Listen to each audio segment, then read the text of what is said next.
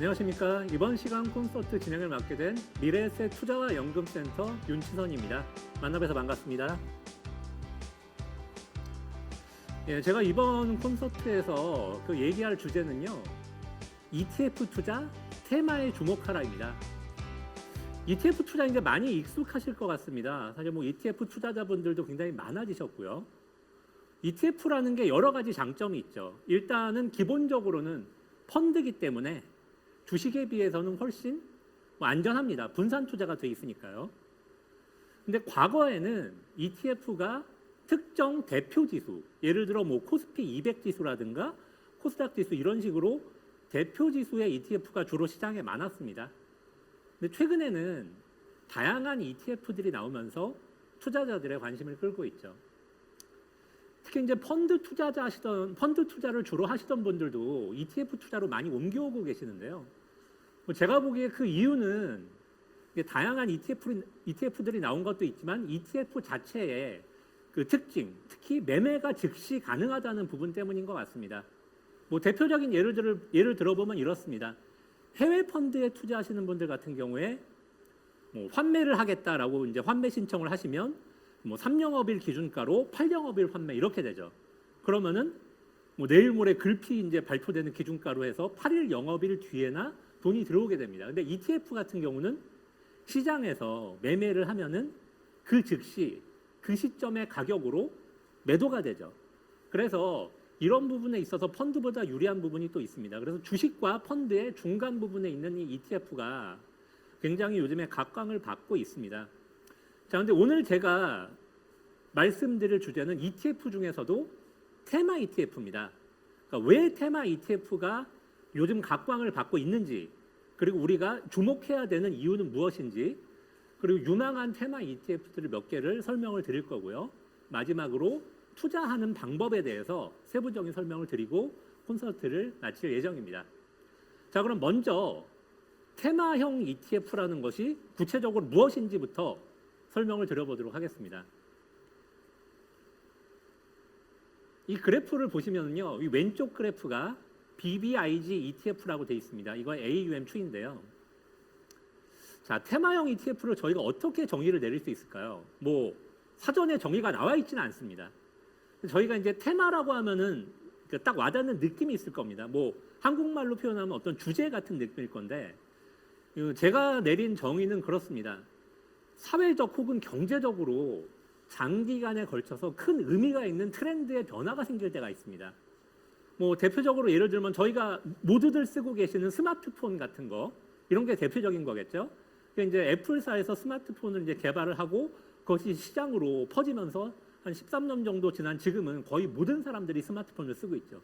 이런 게 대표적인 트렌드의 변화일 겁니다. 사회경제적인 트렌드의 변화가 일어날 때 그 변화에 투자하는 ETF, 이거를 저희가 테마형 ETF라고 정의를 내릴 수가 있을 것 같고요. 구체적으로는 이 어떤 해당 그 테마와 관련이 있는 기업들이 있지 않습니까? 이 기업의 주식들을 모아서 주가 지수를 구성을 하고요. 그 주가 지수에 투자하는 방식으로 테마형 ETF 구성 및 투자가 이루어지게 됩니다. 이 그래프에 있는 BBIG ETF 같은 경우가 어떻게 보면 한국에서 지금 가장 대표적인 테마형 ETF라고 할 수가 있을 것 같습니다. BBIG ETF는 이제 풀네임은 타이거, KRX, BBIG, K뉴딜, ETF 이런 식으로 이제 풀네임이 지어져 있는데요. BBIG는 배터리, 그리고 바이오, 인터넷, 게임의 약자입니다. 정부가 이 4개 산업을 K뉴딜 그 산업으로 지정을 해서 중점적으로 향후에 육성을 하겠다고 그랬죠. 그래서 그것과 관련된 기업들의 그 주식을 모아서 지수를 구성한 다음에 거기에 투자하는 ETF, 이것이 BBIG ETF인 겁니다. 이게 이제 한국에서 이제 가장 최근에 뜨고 있는 이제 테마형 ETF라고 할 수가 있는데, 이 성장 추이를 보면 굉장히 놀랍습니다. 2020년 10월에 이 ETF가 상장이 됩니다. 상장이 되고 2020년 12월, 그러니까 2개월이 지난 시점에서 이미 AUM이 7,413억이었습니다. 근데 지금 이제 2021년 2월이니까 2개월이 더 지나서 총 4개월 정도가 됐는데요. 지금 수탁고가 1조 4,582억 원에 이릅니다. 그러니까 2월 17일 기준으로 그렇고요. 그러니까 4개월 동안에 1조 4천억 원이 늘었다는 걸 보시면 굉장히 빠른 속도로 늘고 있다는 걸 아실 수가 있을 겁니다. 그럼 이게 한국만 그렇느냐? 그렇지 않습니다. 전 세계적으로 테마형 ETF가 빠르게 성장하는 건 어느 정도 공통적인 현상입니다. ETF의 뭐 본고장이라고 할 수 있는 미국의 사례를 보시면요. 테마형 ETF가 지금 AUM이 그 굉장히 가파르게 늘고 있는데 예를 들어서 2020년 3분기만 해도 그 테마형 ETF는 39%가 늘어났었습니다. 미국 시장에서 전체 ETF의 AUM은 7% 늘어났거든요. 분기 동안. 그러니까 분기에 7% 늘어나는 동안 39%가 늘어났기 때문에 훨씬 빠른 속도로 테마형 ETF가 늘어나고 있다. 이렇게 보시면 됩니다. 다만 그 비중 자체는 아직은 작은 편입니다. 2020년 3분기 기준으로 해가지고 미국 전체 ETF 중에서 테마형 ETF가 차지하는 것은 2% 정도이기 때문에 상당히 작지만 그 빠른 속도로 증가하고 있고 뜨고 있다. 이렇게 보시면 될 것 같습니다. 자, 그럼 테마형 ETF가 뭐 한국뿐만이 아니라 전 세계적으로 지금 각광을 받고 있다라는 부분은 설명을 드렸고요. 그럼 그 이유가 있을 텐데요. 제가 보기에는 크게 세 가지를 생각하고 있습니다. 자, 첫 번째는요. 글로벌 메가 트렌드에 쉽게 투자할 수가 있다라는 겁니다. 제가 예를 한번 들어보겠습니다. 최근 투자자분들이 가장 관심 있는 해외 주식 하면은 뭐가 떠오르시나요? 뭐 투자자분들마다 좀 다르시겠지만은 저 같은 경우는 테슬라가 떠오릅니다. 핫하죠 정말. 수익률도 엄청나게 많이 발생을 했고요. 이게 테슬라 같은 회사들을 저희가 통칭해가지고 전기차 업체다 이렇게 표현할 수가 있지 않겠습니까? 테슬라를 필두로 해서 이게 전기차 업체가 어떤 전 세계의 새로운 트렌드를 형성하고 있죠. 자, 근데 이 과거에는요, 그러니까 이런 테마들에 대한 투자가 활성화되지 못했던 과거를 생각해 보시면은 전기차에 어떻게 투자할 거냐라고 고민을 했을 때 이게 애매했었습니다. 업종으로 따지면요, 전기차는 그냥 자동차 업종이죠. 네, 그렇습니다. 그리고 전기차에 들어가는 배터리는 이게 에너지 업종이에요. 그럼 과거에는 이거를 전기차를 투자하려고 그러면은 그럼 자동차 업종하고 에너지 업종에 투자를 하면 되느냐? 그건 또 아니었습니다. 자동차 업체에 보면은 휘발유로 가는 자동차나 경유로 가는 자동차를 주로 만드는 업체들도 대거 들어가 있지 않습니까? 그리고 에너지 업체로 보면은 뭐 석유 업체 이런 게 다 에너지 업체에 들어가 있거든요. 그래서 전기차 업체만 따로 분류를 해서 투자하기가 애매했다라는 거죠. 물론 직접 주식에 투자하시는 분들은 분석을 통해서 이 회사가 전기차고 이 회사는 아니다 이렇게 분석을 한 다음에 전기차 업체에 들어가면 됐겠지만은 복잡한 투자 과정을 거쳤어야 됐다라는 겁니다. 근데 테마형 ETF가 활성화된 지금은 그냥 전기차 테마형 ETF를 매수하면 된다라는 겁니다. 혹은 뭐 지금 한국에서 각광받고 있는 것처럼 2차 전지 ETF를 매수한다거나 이런 식으로 쉽게 글로벌 메가 트렌드에 접근할 수 있다. 이게 가장 큰 성장 이유였던 것 같고요. 두 번째는요. 이거는 뭐 테마마다 좀 다르기는 합니다만 일반적으로는 대표 지수에 비해서 장기적으로 높은 수익률을 기대할 수 있다라는 부분입니다. 아까 제가 앞장에서 BBIG ETF로 설명을 드렸으니까 뭐 그거 가지고 다시 한번 설명을 드리겠습니다. 이게 거래소에서 만든 지수입니다. 그 BBIG ETF 보시면 뭐 타이거 KRX라고 되어 있는데 KRX가 한국 거래소의 준말이지 않습니까? 그래서 한국 거래소에서 만든 지수인데 이 지수에 투자하는 ETF인데 이 지수 자체는 2015년 1월 1일부터 이제 생성을 했습니다. 생성을 해서 뭐 지금까지 지수가 유지가 되고 있죠. 그럼 이제 해당 기간 동안에 그 지수의 수익률을 계산이 가능할 겁니다. 이게 제가 계산을 해봤더니 2015년 1월부터 지금까지니까 6년 좀 넘었죠. 2월 17일 기준으로 했을 때 280% 정도의 수익률이 발생을 했습니다. 지수에서요. ETF는 2020년 10월에 상장했으니까 그 정도의 수익률은 아닙니다. 지수 가지고 계산한 거고요. 그러면은 동일한 기간 동안 한국 종합주가지수, 코스피의 수익률은 어땠느냐? 계산을 같은 기간으로 해보면 한 64% 정도였습니다. 280대 64니까 이 BBIG 테마 지수가 훨씬 높은 수익률을 보여줬다는 것을 저희가 볼 수가 있습니다. 물론 이 사례만 가지고 뭐 모든 테마형 ETF의 수익률이 좋다 이렇게 일반화할 수는 없습니다. 그렇지만은 저희가 유망한 테마를 골랐을 때 대표 지수보다 높은 수익률을 기대할 가능성이 상당히 높다라는 거는 저희가 받아들일 수 있을 것 같습니다. 자, 세 번째 부분도 좀 중요할 것 같습니다.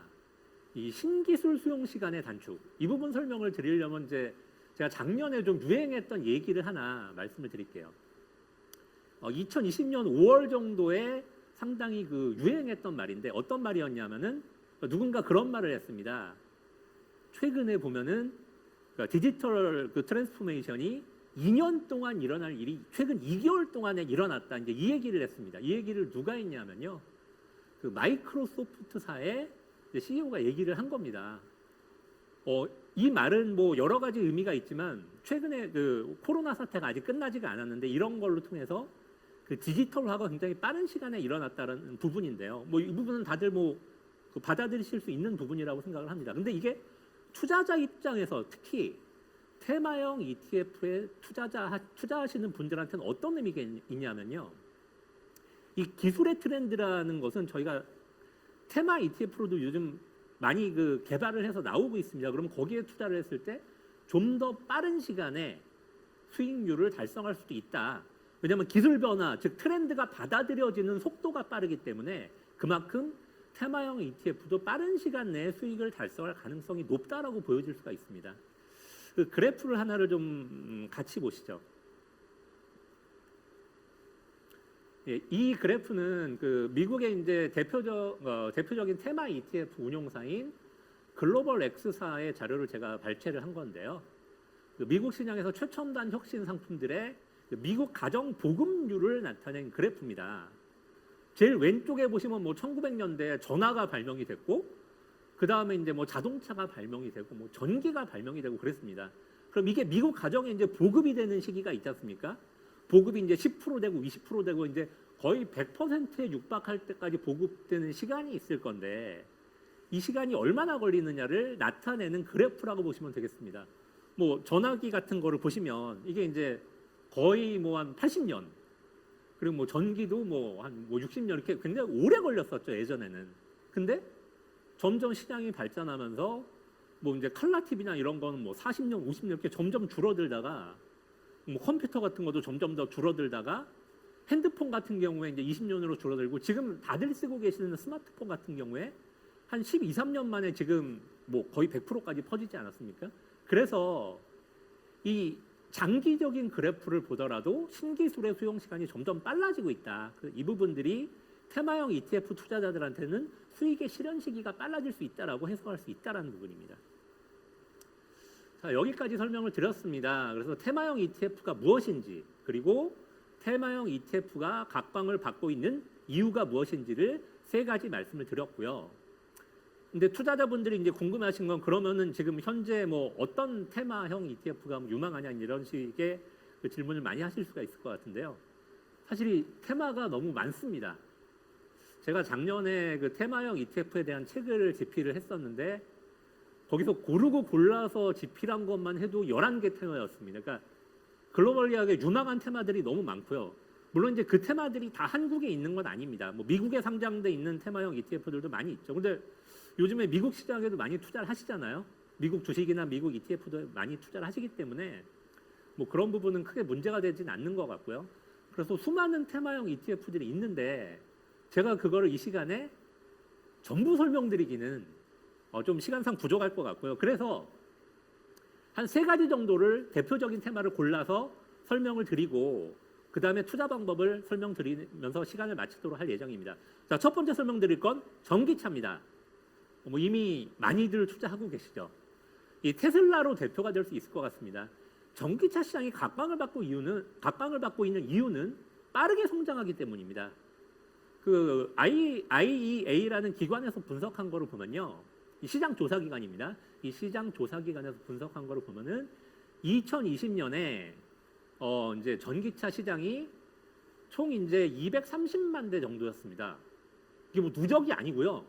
2020년 한 해가 그렇다라는 겁니다. 230만 대. 근데 뭐 국가별로 보면은 중국이 120만 대고요. 뭐 미국이 가장 큰 시장이라고 생각하시는 분들이 있는데 그렇진 않고요. 중국이 가장 큰 시장입니다. 중국이 이제 120만 대, 중국 외가 110만 대 정도 판매가 됐을 것으로 지금 추측이 되고 있습니다. 2020년이니까 정확한 수치가 나온 건 아닙니다. 추측상으로 봤을 때 그렇게 될 것 같은데 이게 10년 뒤, 그러니까 10년 뒤니까 2030년이 되겠죠. 30년까지의 시장을 보면은 총 1,200만 대 시장으로 늘어날 거다. 230만 대에서 1,200만 대니까 빠른 속도로 늘어나고 있는 건데 뭐 국가별로도 2030년을 보시면요. 중국 시장이 500만 그리고 중국 외가 700만 이것도 역시 누적이 아니라 한 해입니다. 2030년 한 해에 2,300만 대가 팔릴 것처럼 보인다라고 예측을 하고 있다라는 겁니다.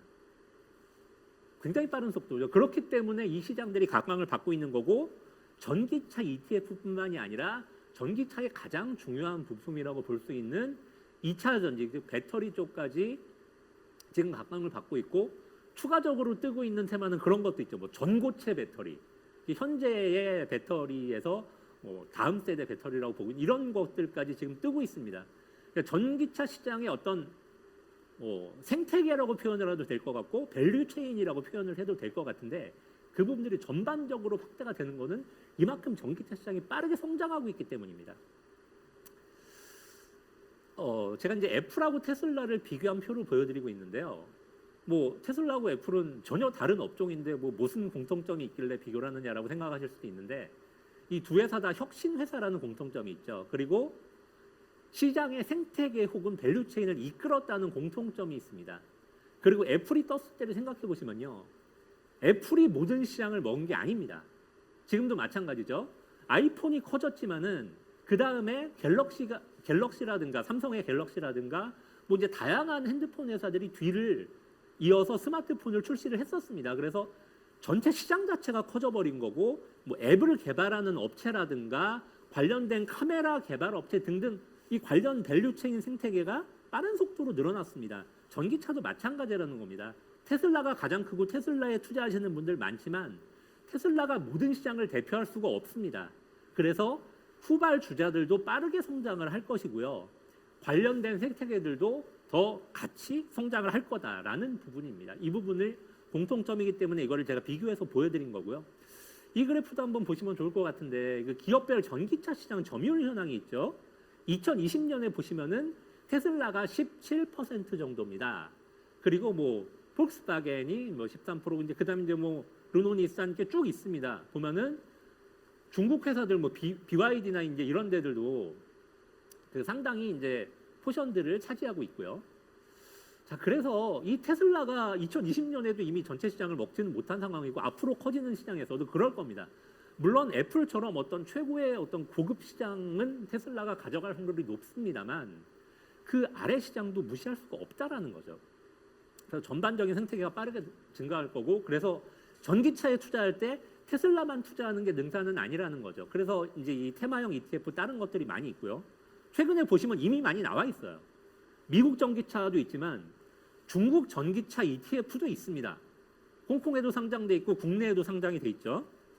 그런 식으로 이제 전체 그 ETF가 빠르게 성장하고 있으니까 이거를 관심을 가지시면 좋을 것 같습니다. 자, 두 번째 테마를 좀 설명을 드리겠습니다. 클라우드 컴퓨팅입니다. 클라우드 많이 들어보셨을 텐데 좀 애매합니다. 이 정의는요. 이게 구름처럼 이제 모여 있는 네트워크 및 서버를 얘기하는 거고요.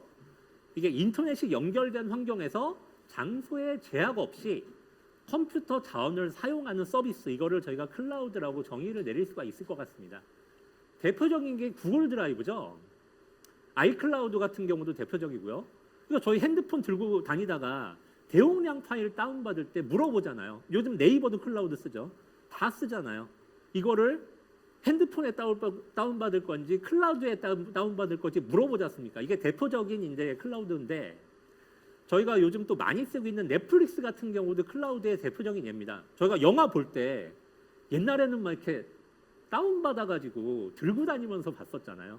요즘에는 넷플릭스 딱 켜고 그냥 보지 않습니까? 이것도 클라우드 서비스를 활용한 겁니다. 그러니까 이제 이런 서비스들이 이제 대표적으로 클라우드라고 보시면 될 것 같고요. 왜 쓰느냐? 왜 뜨고 있느냐? 클라우드가 일단 접속이 편합니다. 그냥 스마트폰 이렇게 들고 다니다가 켜고 클라우드 쓸 수 있다라는 거죠. 그리고 이게 서비스를 제공하는 업체들 입장에서 보면요, 확장성이 뛰어납니다. 제가 어떤 업체입니다. 그래서 서비스를 막 제공하고 있는데 장사가 갑자기 잘 돼요. 트래픽이 몰려듭니다. 그러면은 옛날에는 어떻게 했느냐? 서버를 샀어요. 서버를 막 사가지고 서버를 늘렸죠. 근데 요즘은 클라우드를 쓰기 때문에 그냥 계약을 더해서 추가적으로 비용을 지급하면 이게 확장돼 버립니다. 그래서 이제 1번하고 2번 장점을 설명드린 거에 이유로 해서 비용 및 설비가 절감이 되고요. 또 이게 서버 안에 이제 백업이 되기 때문에 백업이거나 나중에 훼손됐을 때 복구하기도 편해집니다. 이런 장점들이 있다라고 보시면 됩니다. 그래서 이제 이 클라우드 ETF들도 상당히 뜨고 있는데 이게 과거에는 미국 시장 위주로 발전을 했다라고 보면은 최근에는 중국이나 이런 쪽의 어떤 지역 쪽의 클라우드 업체들도 상당히 뜨고 있고 그래서 관련된 테마 ETF들도 나오고 있습니다. 그래서 클라우드 테마 ETF들도 좀 이렇게 다변화가 되기 때문에 그런 부분들을 눈여겨보시면 새로운 투자 기회를 잡으실 수가 있을 겁니다. 마지막 세 번째 설명드릴 부분은 바이오입니다. 바이오 중에서도 이제 중국 바이오를 좀 설명을 드리고 이제 마치려고 하는데요. 바이오가 성장 가능성이 높다라는 부분은 뭐 사실은 다들 뭐 인지하고 계시는 부분일 겁니다. 지금 코로나19 사태 이후에는 더더욱 그렇죠. 이게 가장 요즘 주목받고 있는 산업 중에 하나고요. 그리고 이제 백신뿐만 아니라 이제 치료제 그리고 뭐 유전자 연구 이런 인류 생명하고 직결되는 분야죠. 최근에 이제 헬스케어들을 포함해서 건강에 대한 관심이 커지면서 이 성장 가능성이 주목받고 있습니다. 그 중에서도 제가 중국 바이오에 좀 주목을 하고 있는 이유가 있는데요. 중국도 고령화가 굉장히 심화되고 있습니다. 고령화가 전 세계에서 가장 심한 나라는 어디죠? 뭐 알고 계시지만 일본입니다. 일본을 막 바짝 따라가고 있는 나라가 불행하게도 한국이죠. 그리고 한국 못지않게 고령화가 또 빠른 나라가 중국입니다. 이 세 개 나라의 공통점은요. 다들 한때 인구 통제를 했었다라는 겁니다. 한국 옛날에 기억하시죠? 가족 계획. 둘 만나 잘 기르면 뭐 이런 가족 계획들 많이 있었죠. 덮어놓고 낳다 보면 거짓골을 못 면한다 이런 거 기억하시죠? 많이 이런 것들이 있으면서 인구 통제를 했는데 그게 이제 급속한 고령화로 최근에 나타나고 있고요. 중국도 마찬가지입니다. 그러면서 어떤 그 성인병들이나 노인병들이 발병률이 급증하고 있습니다. 이게 중국 바이오 산업의 성장 배경으로 커지고 있고 중국이 또 이제 그 중산층이 성장하면서 의료 수준에 대한 기대치가 높아지고 있어요. 그래서 이 부분들이 또 이제 바이오 산업의 성장으로 이어지고 있다. 이렇게 보시면 될 것 같습니다. 그 바이오 산업이 지금 중국이 그 미국하고 같이 이제 양대 산맥이라고 보시면 됩니다. 전 세계에서 뭐 거의 가장 큰 시장 중에 하나입니다. 그리고 이게 성장할 수밖에 없는 이유를 또 몇 가지를 들어보면요. 앞에 이제 배경을 설명을 해야 되는데 저희가 좀 주목해야 되는 그 미시적인 포인트들도 있습니다. 자, 첫 번째는요. 중국 정부가 세게 드라이브를 걸 거라는 겁니다. 중국은 다른 서구의 국가들하고는 다릅니다. 경제적으로는 발전돼 있지만은 공산당이죠. 공산당이기 때문에 이거 해야 하면 이거 합니다. 저거 해야 하면 저거 하고 이게 이제 한국이나 뭐 미국이나 이런 어떤 서구 그 국가들하고 다른 점인데 바이오 산업을 주목하고 있고 강력하게 신약 개발 지원 정책을 펴고 있다라는 겁니다. 신약 승인 절차 같은 경우에도 2011년에는 이게 승인할 때 뭐 33개월 걸렸다면은 2018년엔 2개월 걸렸습니다. 지금은 더 짧아졌어요. 그러니까 필요하면은 그냥 절차를 쫙 줄여가지고 승인해버리는 겁니다. 미국에서는 쉽지 않은 일이지만 중국에서는 이런 게 가능합니다. 그리고 우수 인력들이 대거 중국으로 돌아오고 있어요. 유학 가 있던 유학생들 같은 경우에 다국적 제약사에서 일하던 개발자들 같은 사람들이 중국 정부가 부르면은 돌아간다라는 겁니다.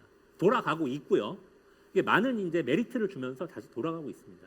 세 번째로 또 주목해야 되는 거는 국가의 보험 커버리지가 확대되고 있다. 이건 뭐 어느 나라나 뭐 이런 식의 정책을 피면은 바이오 산업이 개발되는 거는 마찬가지인데 중국은 좀 더 세게 합니다. 그래서 이 중국에도 의료보험이 있는데 의료보험 리스트를 조정을 해서 이 의료보험에서 커버하는 제약품이라든가 이런 거에 아니면 의료 서비스의 커버리지가 쫙 늘어나고 있습니다. 그러면서 업체 입장에서 보면은 판매가 쉬워지죠. 그래서 이 산업이 더 빠르게 성장하고 있다. 이런 세 가지 부분들을 좀 주목을 해야 됩니다. 그래서 전 세계의 어떤 바이오 시장보다 빠르게 성장할 것으로 보입니다. 그래서 이 세 개 테마를 제가 설명을 드렸고요. 제가 지금 뭐 시간상 다 설명을 못 드렸는데 제가 주목하고 있는 테마들은 또 많이 있습니다. 우리나라에는 상장은 안 돼 있는데 예를 들어 의료 관련된 테마만 하더라도 원격 의료 서비스라는 게 있거든요.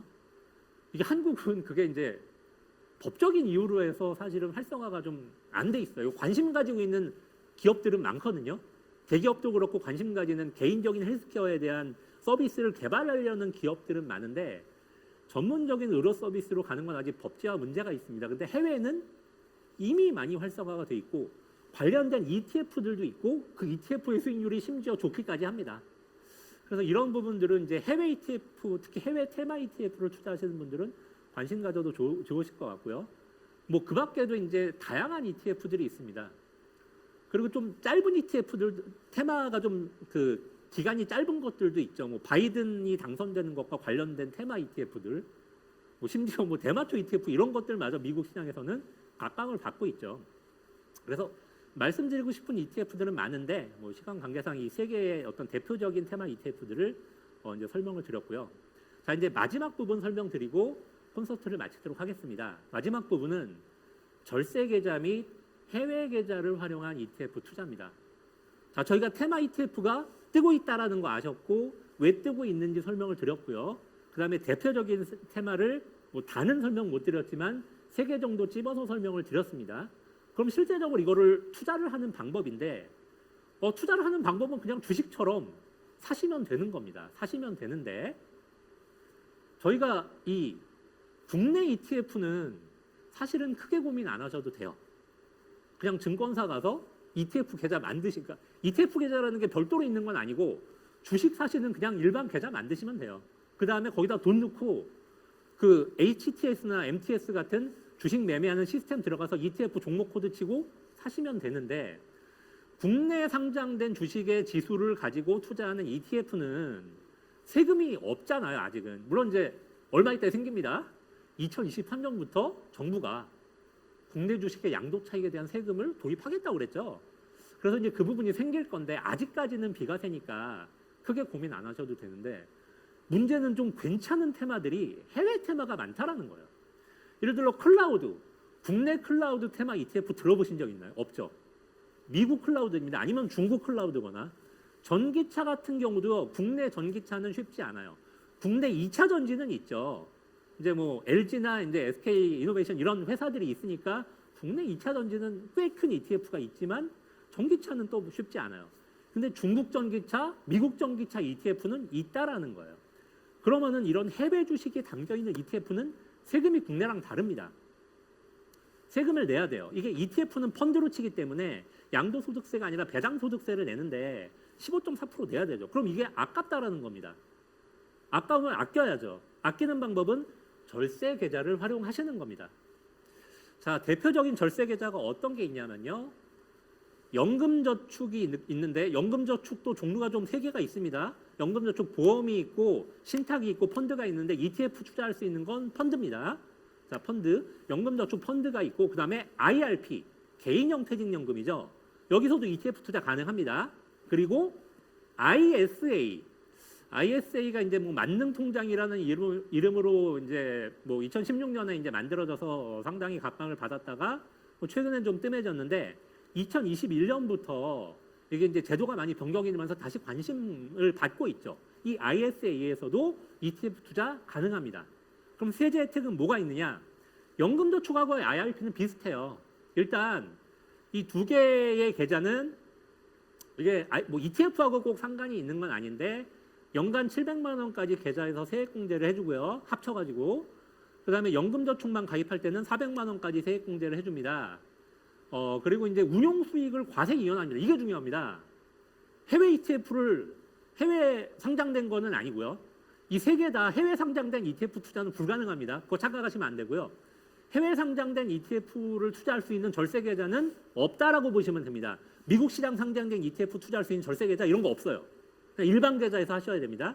근데 국내 시장에 상장돼 있는 해외 주식 ETF, 뭐 채권 ETF도 되겠지만 이런 것들은 이 절세 계좌에서 투자가 가능한 것들이 있고요. 있는데 그럼 절세 혜택은 운용 수익을 과세 이연해 준다라는 겁니다. 돈 벌었어요. 이게 팔았어요.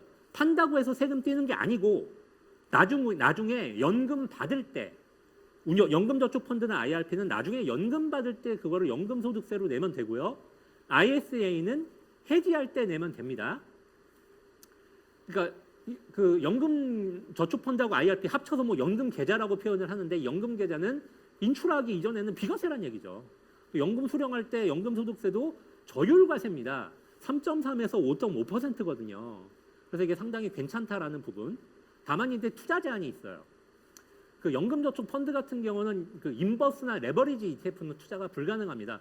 근데 테마형 ETF는 이게 아니기 때문에 테마형 ETF 투자하실 때는 큰 상관은 없다라고 보시면 되고요.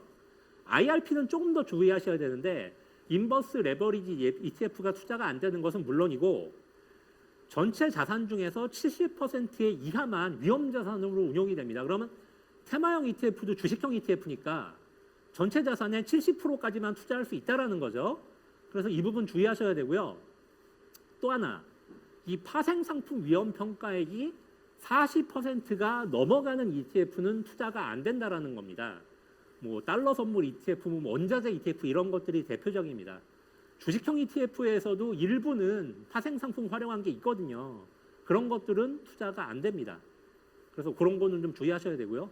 자, 그럼 ISA 설명드릴게요. ISA는 일단 투자 제한 부분에선 제한이 없어요. 뭐 인버스 레버리지, 뭐 파생 상품 들어간 거 다 할 수 있습니다. 해외 시장 상장된 ETF만 아니면 다 할 수 있어요. 근데 세제 혜택은 연금 계좌랑 좀 다르고요. 운용 수익을 일부만 비과세를 하는데 일반형 ISA 같은 경우에 의무 가입 기간이 최근에 3년으로 바뀌었거든요. 이 3년 동안에 이제 운용을 하다가 나중에 이제 해지할 때 그 총 운용 수익의 200만 원을 비과세를 합니다. 200만 원을 비과세를 하는데 비과세 한도가 넘어가는 거는 분리과세를 해줍니다. 9.9%의 세율이죠. 그러니까 일반적인 15.4%보다는 어쨌든 싼 겁니다. 그리고 분리과세니까 뭐 종합과세 되지도 않는다라는 부분도 생각하실 수 있고요. 그리고 이게 ETF를 여러 개 투자하실 수가 있어요. 그럼 어떤 거는 이득이 나고 어떤 거는 손실이 날 수가 있습니다.